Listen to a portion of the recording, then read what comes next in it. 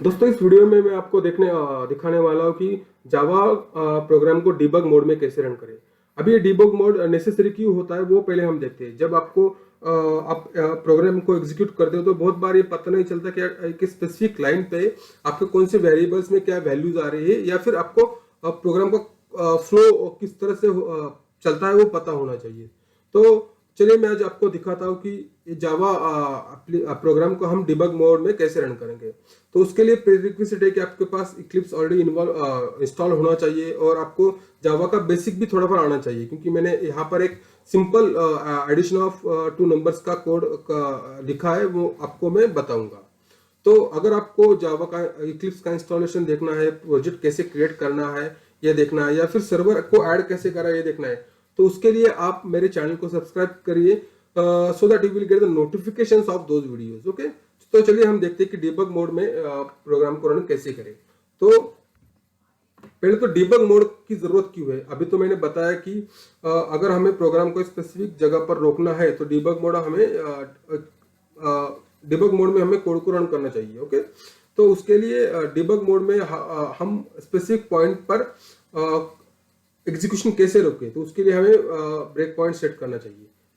तो ये break point set कैसे करना है मैं आपको बताता हूँ। यहाँ पर दो तरीके ब्रेक पॉइंट सेट करने के। पहले तो यह स्पेसिफिक लाइन में जाइए आप और डबल क्लिक करिए। ओके, तो ये हुआ आपका ब्रेक पॉइंट सेट। ओके, या दूसरा तरीका है स्पेसिफिक लाइन पे जाइए और राइट क्लिक करिए और टॉगल ब्रेक पॉइंट करिए। ठीक है, तो ये आ गया आपका ब्रेक पॉइंट। तो अगर मुझे ये ब्रेक पॉइंट रिमूव करने तो जस्ट आपको एक फिर से राइट क्लिक करके टॉगल ब्रेक पॉइंट करना है या फिर डबल क्लिक करना है उस ब्रेक पॉइंट पे, तो ब्रेक पॉइंट चला गया। तो अभी मैं इस प्रोग्राम को डायरेक्टली रन करता हूँ तो आप देखोगे कि सीधा एग्जीक्यूशन कंप्लीट हो गया और आपको सीधा आउटपुट दिखाया गया है। लेकिन अब अगर मुझे इस लाइन पे एग्जीक्यूशन को रोकना है तो उसके लिए क्या करेंगे, तो उसके लिए हम ब्रेक पॉइंट लगाएंगे। तो मुझे सपोज इस लाइन को एग्जीक्यूशन रोकना है तो मैंने यहाँ पर ब्रेक पॉइंट लगाया और मुझे अब इस प्रोग्राम को डिबग मोड में रन करना है। तो उसके लिए हम क्या करेंगे, इसके लिए दो तरीके हैं। या तो आप रन में जाइए,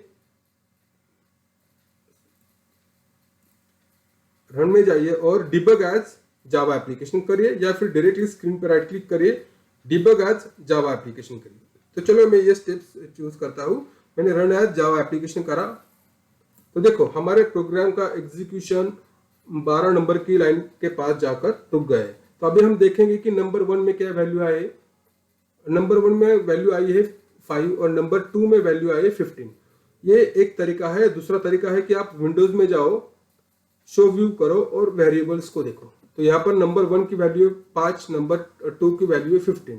तो ये दो तरीके हैं वेरिएबल्स की वैल्यू देखने के लिए, और हम इसको चेंज भी कर सकते हैं। ओके, तो अभी तो हमने देखा कि वेरिएबल्स में कौन कौन सी वैल्यू आई है। तो आप ऐसा सोचोगे कि ये तो बहुत बेसिक सी बात है, हमें तो ऑलरेडी पता है नंबर 1 पे 5 वैल्यू है, नंबर 2 पे 15 वैल्यू है। लेकिन जब हम कॉम्प्लेक्स कोड लिखते हैं, बहुत बड़ा कोड होता है और बहुत सारी वैल्यू फंक्शन के थ्रू आती है, या फिर कॉम्प्लेक्स अरिथमेटिक ऑपरेशंस होता है, तो उस केस में बहुत डिफिकल्ट होता है कि कौन से वेरिएबल में क्या वैल्यू आ रही है। तो उस वक्त हमें ये कोड डिबग मोड में रन करना बहुत जरूरी है। ओके, तो अभी इस डिबग मोड से हम प्रोग्राम को एग्जीक्यूट कैसे करेंगे। तो यहाँ पर 3 अलग अलग फंक्शंस है जो कि हमें दिखाते कि हमें आगे जाना है या किसी फंक्शन में जाना है, रिज्यूम कोड को रिज्यूम करना है। तो जब हम F6 करेंगे, F6 करने के बाद ये लाइन से इस लाइन नेक्स्ट लाइन पे वो हमारा कर्सर चला जाएगा। तो ये देखो, ये मैं F6 पे क्लिक करता हूँ तो मैं आ गया 14 नंबर की लाइन पे। ओके, तो ये F6 का यूज है कि ऊपर की लाइन से ऊपर की लाइन से हम अगली लाइन पे जा रहे हैं। अगर मैं F8 करूंगा तो F8 में होता क्या है कि यहां से मैं 14 नंबर की लाइन से मैं सीधा पूरा एप्लीकेशन एग्जीक्यूट कर दूंगा। अगर बीच में कहीं ब्रेक पॉइंट नहीं है तो मान लो कि हमारे पास यहाँ पर मैंने एक ब्रेक पॉइंट होता, अगर ये कोड अनकमेंट होता तो यहाँ पर एक ब्रेक पॉइंट लगा देता, और जब मैं F8 करता तो इस ब्रेक पॉइंट से ये 15 नंबर की लाइन से सीधा मेरा फ्लो यहाँ जाके रुक जाता। ओके, तो ये है F8 का यूज। अगर यहाँ पर कोई ब्रेक पॉइंट नहीं है तो सीधा कोड एग्जीक्यूट हो जाएगा। तो अभी मैं कर रहा हूँ F8 करने के बाद पूरा कोड एग्जीक्यूट हो जाएगा, क्योंकि यहाँ पर कोई भी दूसरा ब्रेक पॉइंट हमने लगाया नहीं है। तो हमें सीधा आउटपुट दिखेगा। अभी मैं F8 कर रहा हूँ। सी सम ऑफ दीज नंबर्स आर 20। सो हमें रिजल्ट मिल गया, रिजल्ट आया है 20। ठीक है, तो ये था यूज F6 और F8 का। अभी F5 का यूज कैसे करेंगे वो बताता हूं मैं आपको। Let me uncomment this lines.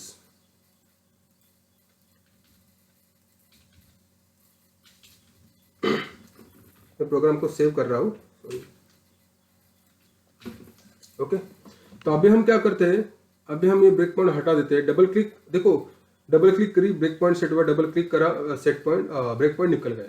तो मैं ब्रेक पॉइंट यहां पर ऐड कर रहा हूं और इस फंक्शन में ऐड कर रहा हूं। तो मुझे क्या करना है, इस फंक्शन में जाकर देखना कि यहाँ पर क्या ऑपरेशंस हो रहा है। ठीक है, तो मैं अभी फिर से ब्रेक पॉइंट में जाऊंगा। मैं यहाँ पर गया, ब्रेक पॉइंट में डिबग एज जावा एप्लीकेशन करा मैंने। ठीक है, मैंने जावा एप्लीकेशन करने के बाद सीधा मेरा एग्जीक्यूशन लाइन नंबर 8 पे आके रुक जाएगा। लाइन नंबर 8 पे आके रुक गया। अभी मैं क्या कर रहा हूँ, मुझे ये लाइन नंबर 10, 12 इसमें जाना नहीं है, मुझे डायरेक्टली यहाँ पर जाना है। तो मैं क्या करूंगा, मैं F8 दबाऊंगा। Okay, F8 resume. देखो यहाँ पर डायरेक्टली F8 F6 प्रेस कर सकते हो, यहाँ पर ऑप्शंस भी है आपके पास। ओके, तो यहाँ से भी जा सकते हैं, लेकिन F8 F6 ये ज्यादा आसान होता है क्योंकि ये शॉर्टकट से। अभी मैं F8 प्रेस कर रहा हूँ। F8 प्रेस करने के बाद मेरा एग्जीक्यूशन 16 नंबर पे जाके रुक जाएगा।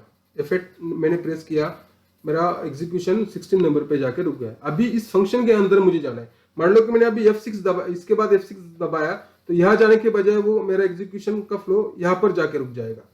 लेकिन मुझे देखना है कि ये सम फंक्शन में क्या हो रहा है। तो मैं F5 दबा रहा हूँ। ओके, तो मैंने F5 दबा दिया, तो मैं आ गया सम फंक्शन में। लाइन नंबर 23 में आ गया। अभी मैं देखूंगा कि नंबर 1 में क्या वैल्यू है, 5। मतलब यहाँ से यहाँ पर वैल्यू प्रॉपर आ रही है। और नंबर 2 की वैल्यू क्या है, 15। मतलब यहाँ से यहाँ प्रॉपर वैल्यू आ रही है। अभी यहाँ पर तो मुझे कुछ दिखाई नहीं दे रहा है क्योंकि हम इस फंक्शन से बाहर आ रहे हैं। ठीक है, इसलिए ये वैल्यू मुझे दिखाई नहीं दे रही। लेकिन अभी इस फंक्शन में हो तो ये इंटीजर नंबर 1 की वैल्यू पता है मुझे, इंटीजर नंबर 2 की वैल्यू पता है मुझे। अभी मैं F6 करूंगा।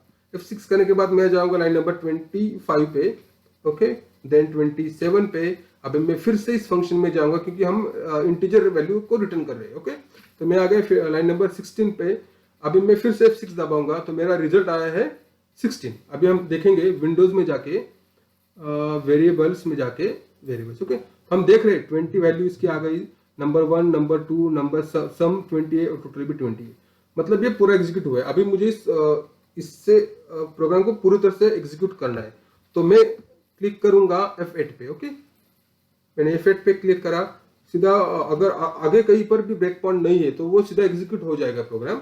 मैंने F8 करा, देखो ये यहाँ पर रिजल्ट आ गया, सम ऑफ दीज नंबर्स 20, जो कि हमने पहले ही देखा है, और टोटल इज 20, जो हमें सम फंक्शन के थ्रू उसका रिजल्ट मिला है।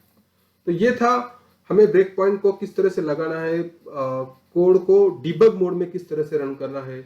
अभी मैं फिर से बोल रहा हूँ, ये बहुत बेसिक फंक्शन है, कोड है। तो आपको ब्रेक पॉइंट की मतलब आपको ब्रेक पॉइंट या डिबग मोड का इतना वर्थफुल आपको यहाँ पर लगेगा नहीं। लेकिन जब कॉम्प्लेक्स कोड आपको राइट करना होता है या फिर बहुत कॉम्प्लेक्स ऑपरेशंस होते हैं, कैलकुलेशंस होते हैं, तो उस केस में बहुत जरूरी होता है कि कौन से वेरिएबल में कौन सी वैल्यू आ रही है, कहाँ पर हम गलत कोड लगा रहे हो। तो इस केस में हम डिबग मोड में कोड रन करना ही चाहिए। तो वो बहुत आसानी से हम हमारा कोड में जो डिफेक्ट है वो फाइंड आउट कर सकते हैं।